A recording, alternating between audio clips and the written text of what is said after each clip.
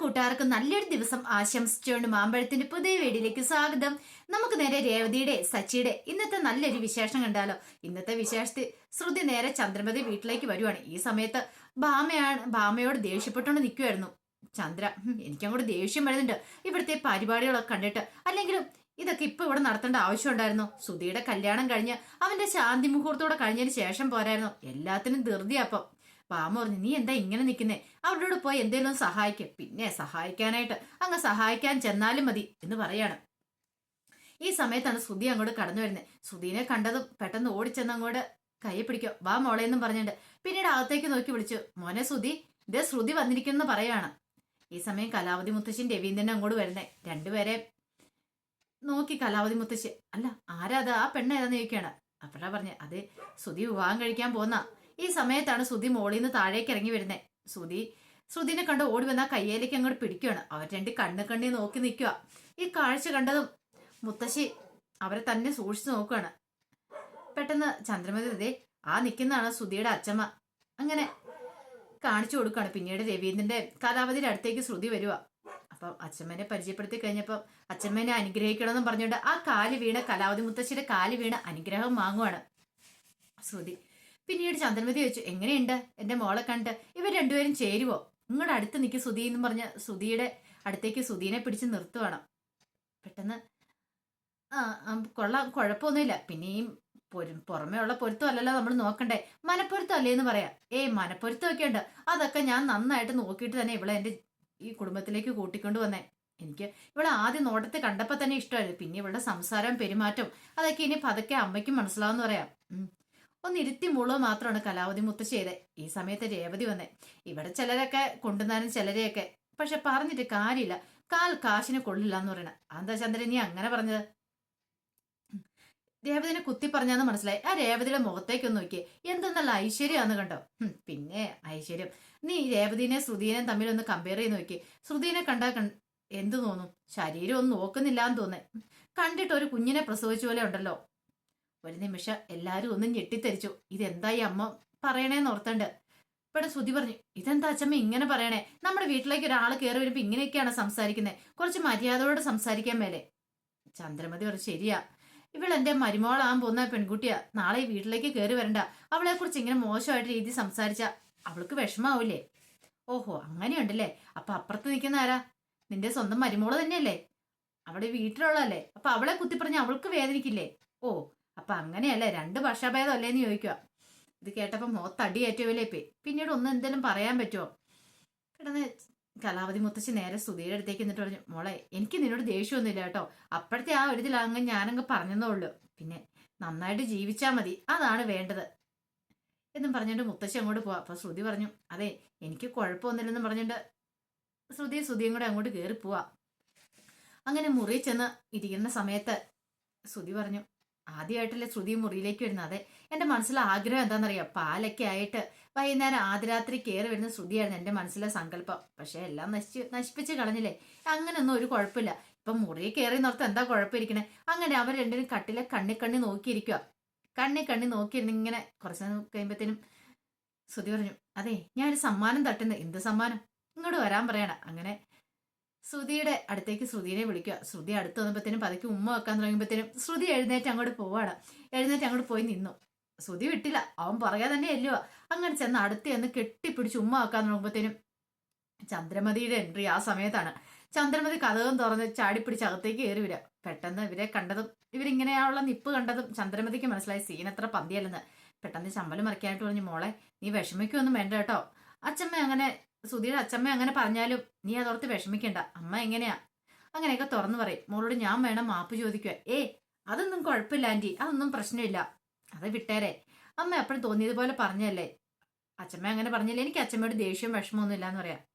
അതെന്താ അല്ല അമ്മയുടെ കയ്യില് ഇത് ഇച്ചിരി ഗുലാം ജാമ, രണ്ടുപേരും കൂടെ കഴിക്കേ. ഇവിടെ വന്നിട്ട് മധുരം ഒന്നും തന്നില്ലോ. ഇതൊന്നും വേണ്ടായിരുന്നമ്മേ, ഞാൻ വന്ന് എടുക്കില്ലായിരുന്നു എന്തെങ്കിലും വേണമെങ്കിൽ. അതൊന്നും കുഴപ്പമില്ല. പെട്ടെന്ന് ശ്രുതി പറഞ്ഞു, ഇതെങ്ങനെയാ അമ്മ കഴിക്കണേ? അതെന്താടാ അങ്ങനെ പറഞ്ഞത്? ഇതിനകത്ത് സ്പൂൺ പോലും ഇല്ല.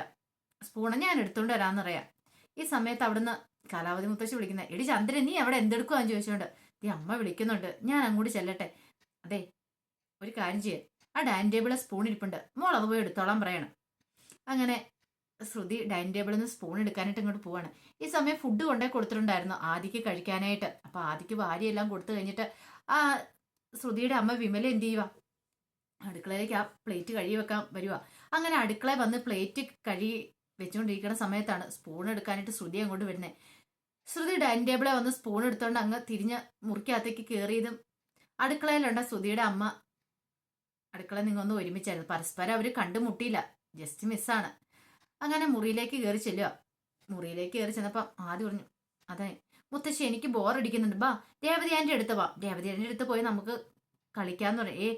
രേവതി ആൻ്റിക്ക് 100 കൂട്ടം പണിയുണ്ടാ മോനെ, ഇപ്പം അങ്ങോട്ട് പോകണ്ട. അതെന്താ, എനിക്ക് ബോറടിക്കുന്നു എന്ന് പറയണം. എന്നാൽ നമുക്ക് വീട്ടിൽ പോയാലോ? അത് വേണ്ട, ഇപ്പൊ വീട്ടിൽ പോയിട്ടുണ്ട് എങ്ങനെ ശരിയാവുന്നത്, രേവതി ആൻ്റിക്ക് വിഷമാവില്ലേ, എനിക്ക് ഉറക്കം വരുന്നുണ്ട്. എന്നാ ശരി, എന്നാൽ നമുക്ക് പോയേക്കാന്ന് പറയണേ എന്നും പറഞ്ഞുകൊണ്ട് ആദ്യം എന്ത് ചെയ്യും, ആദ്യം അവിടെ കിടക്കുക. ഈ സമയം രേവതി കയറി വരുന്നേ. ആ രേവതി ചിന്ത പറ്റി ആദ്യം കിടക്കുന്നത്, അവൻ ഉറക്കം വരുവാന്ന് പറഞ്ഞപ്പോൾ എന്ന് ഞങ്ങൾ അങ്ങോട്ട് പൊക്കോട്ടേന്ന് ചോദിക്കണം.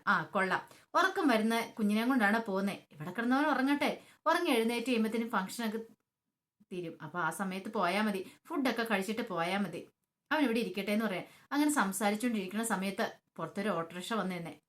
ഓട്ടോറിക്ഷയ്ക്കുള്ളിൽ നിന്ന് രേവതിയുടെ അമ്മയും അനിയനും അനിയത്തി എല്ലാവരും കൂടെ ഇറങ്ങുവാണ്. അങ്ങനെ പൈസ എല്ലാം കൊടുത്ത് അവരകത്തേക്ക് കയറി വരുമ്പോൾ ചന്ദ്രമതിയുടെ മുഖം ഒരു കൊട്ടയുണ്ട്. അങ്ങ് ഇഷ്ടപ്പെട്ടില്ല അങ്ങോട്ട് ചന്ദ്രമതിക്ക്. ബാമനെ നോക്കി പറഞ്ഞു, വരുന്നുണ്ടെല്ലാം കൂടെ, എഴുന്നള്ളാൻ കണ്ട സമയം കണ്ടില്ലേ, ആ ശ്രുതിമോള് വന്നിട്ട് എത്ര സമയം, എന്നിട്ടാണ് ഇപ്പൊ രേവതിയുടെ വീട്ടിൽ നിന്ന് വന്നിരിക്കുന്നത്, ഏതാണ്ട് വലിയ ഏതാണ്ട് ചടങ്ങാന്ന് വിചാരിച്ച് കെട്ടിപ്പറക്കി ഇങ്ങോട്ട് പോന്നേക്കും എല്ലാം കൂടെ എന്നും പറഞ്ഞുകൊണ്ട് കുറ്റപ്പെടുത്തുക. ബാമ പറഞ്ഞു, ഇങ്ങനെയൊന്നും പറയരുത്, അത് രേവതിയുടെ വീട്ടുകാരല്ലേ, അപ്പൊ നീ വേണ്ടേ പോയി സ്വീകരിക്കാൻ പറഞ്ഞു. പിന്നെ സ്വീകരിക്കാനായിട്ട് ഇപ്പൊ ഞാൻ അങ്ങോട്ട് ചെന്നതോ അങ്ങോട്ട്, വേറെ പണിയൊന്നുമില്ല ഇവിടെ.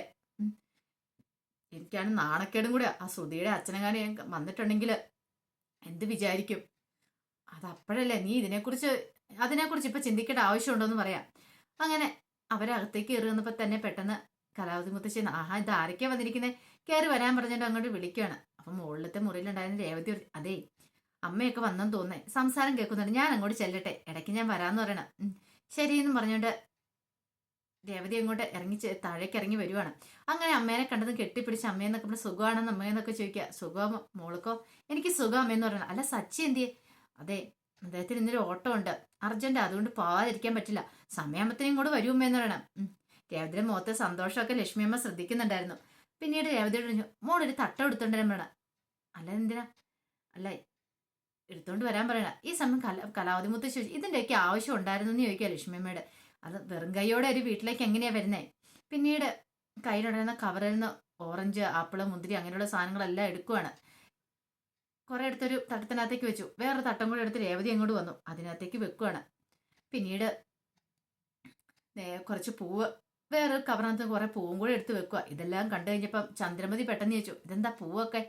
ഇത് ഇന്നലെ വിൽക്കാതെ അവിടെ വെച്ചിരുന്ന പൂവായിരിക്കും, അതുകൊണ്ട് അത് ഇവിടെ ചെലവാകുന്ന ഓർത്തോണ്ട് ഇങ്ങോട്ട് കൊണ്ടുവന്നായിരിക്കും അല്ലേന്ന് ചോദിക്കുക. മുഖത്ത് അടിയേറ്റ പോലെ ആയിപ്പോയി ലക്ഷ്മിയമ്മയ്ക്കും ശരത്തിനും ഒക്കെ. അവരാരും ഒന്നും മിണ്ടിയില്ല, ഒന്നും മിണ്ടായിരുന്നു. പെട്ടെന്ന് പറഞ്ഞോ, ഇനിയിപ്പോ പഴങ്ങളൊക്കെ കൊണ്ടുവന്നിട്ടുണ്ടായിരിക്കും. പഴങ്ങളൊക്കെ കൊണ്ടുവന്നിട്ടുണ്ടല്ലോ, അതൊക്കെ എവിടെന്നെങ്കിലും വില കുറച്ച് കിട്ടിയതാണോ, അതോ ഇനിയിപ്പോ വിൽക്കാതെ ഇട്ടിരിക്കുന്ന ആരും വെറുതെ വന്നാണോ? ശരത്തിന് നിയന്ത്രണം വിട്ടുപോയി. അവൻ്റെ ചെറുപ്പക്കാരനല്ലേ, ഇതൊക്കെ തന്റെ അമ്മേനെ കുറ്റപ്പെടുത്തിക്കൊണ്ടിരുന്ന സഹിക്കും. അതെല്ലാവരുടെയും മുന്നിൽ വെച്ച് ഇങ്ങനെ അപമാനിച്ചിട്ടുണ്ടെങ്കിൽ പെട്ടെന്ന് പറഞ്ഞു, അതെ വില കുറച്ച് വിൽക്കുന്ന സ്ഥലങ്ങൾ കാണും, വെറുതെ കൊടുക്കുന്ന സ്ഥലങ്ങളും കാണും, പക്ഷെ ഞങ്ങളത് അവിടെ നിന്നും അല്ല മേടിച്ചേ, ഞങ്ങളിത് പൈസ കൊടുത്ത് വാങ്ങിയത് തന്നെയാ. പിന്നെ വെറുതെ കിട്ടുന്ന സ്ഥലം ഉണ്ടെന്ന് ആന്റിയോട് ആരാ പറഞ്ഞേ? ആന്റി അവിടെ പോയി ക്യൂ നിന്ന് വാങ്ങാറുണ്ടോന്ന് ചോദിക്കുക.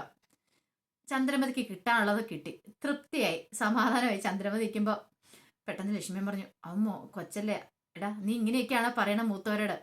പെട്ടെന്ന് ദേവി ചോദിച്ചു, അല്ല അവര് പറഞ്ഞതിന് കുഴപ്പമൊന്നുമില്ലെന്ന് മിണ്ടാതിരിക്കാൻ പറയാണ്. അതെ അവനോട് ക്ഷമിക്കാം, അവൻ ചെറുപ്പമല്ലേ, അതുകൊണ്ട് അവൻ ഇങ്ങനെയൊക്കെ പറഞ്ഞെന്ന് പറയാ, നിങ്ങളിത് സ്വീകരിക്കണമെന്ന് പറയാ. പെട്ടെന്ന് കലാവതി മുത്തശ്ശി പറഞ്ഞു, അല്ല ചന്ദ്രയ്ക്ക് ഇത്ര പ്രായമുള്ളതല്ലേ, അവൾക്കറിയാവുന്ന കാര്യമല്ലേ, അവള് ചോദിച്ചു വാങ്ങിയ കാര്യമല്ലേ, വീട്ടിൽ വരുന്നവരോടൊക്കെ ഇങ്ങനെയാണോ പെരുമാറുന്നത്? പിന്നീട് രവീന്ദ്രനോട് പറഞ്ഞു, അതൊക്കെ ഒന്ന് പറഞ്ഞ് മനസ്സിലാക്കി കൊടുക്കും നിന്റെ ഭാര്യയ്ക്ക്, ഇത്രയും കാലമായിട്ടും അതൊന്നും പഠിച്ചിട്ടില്ല എന്ന് പറയണം. ഈ സമയത്ത് ലക്ഷ്മിയമ്മ പറഞ്ഞു, ഇത് വാങ്ങാൻ പറയാണ്. അങ്ങനെ കലാവതി മുത്തശ്ശി പറഞ്ഞു, ചന്ദ്രേ രണ്ടുപേരും കൂടെ കൂട്ട തട്ടം അങ്ങോട്ട് വാങ്ങാൻ പറയണം, മനസ്സോടെ വാങ്ങുവാണ്. ചന്ദ്രൻ കൂടെ കൈ നീട്ടുവാണ്.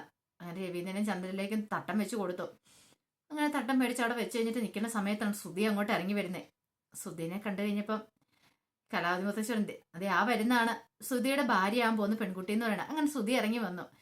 ശ്രുതിനെ പരിചയപ്പെടുത്തുവാണ് രേവതി. അങ്ങനെ പരിചയപ്പെടുത്തി എല്ലാം കഴിഞ്ഞപ്പോൾ ശ്രുതി ശരത്തിനോട് ചോദിച്ചു എന്ത് ചെയ്യുക, ഞാൻ പഠിക്കുക, രണ്ടുപേരും പഠിക്കണം, ആ രണ്ടുപേരും പഠിക്കുക എന്ന് പറയണം. അങ്ങനെ സംസാരിച്ചത് ശ്രുതി പറഞ്ഞു എന്നാൽ നിങ്ങൾ സംസാരിക്കുക, ഞാൻ അങ്ങോട്ട് ചെല്ലട്ടെ എന്ന് പറഞ്ഞുകൊണ്ട് അങ്ങോട്ട് പോവാണ്. അങ്ങനെ രേവതിയും എല്ലാവരും കൂടെ സംസാരിച്ചുകൊണ്ടൊക്കെ ഇരിക്കുവാണ്. അപ്പൊ അതിന്റെ വിശേഷങ്ങളൊക്കെയാണ് നമ്മൾ കണ്ടത്. ഇതിന്റെ ബാക്കി വിശേഷങ്ങളുമായിട്ട് വൈകുന്നേരത്തെ പ്രൊമോയി വരാട്ടോ. അപ്പം വീഡിയോ ഇടാനായിട്ട് താമസിച്ച കറണ്ട് ഇവിടെ ഇല്ലായിരുന്നു, ഇപ്പോഴും കറണ്ട് ഇല്ല. അപ്പൊ അതുകൊണ്ട് എല്ലാവർക്കും ഒരിക്കൽ കൂടി നല്ലൊരു ദിവസം ആശംസിച്ചുകൊണ്ട് നിർത്തുന്നു. നന്ദി.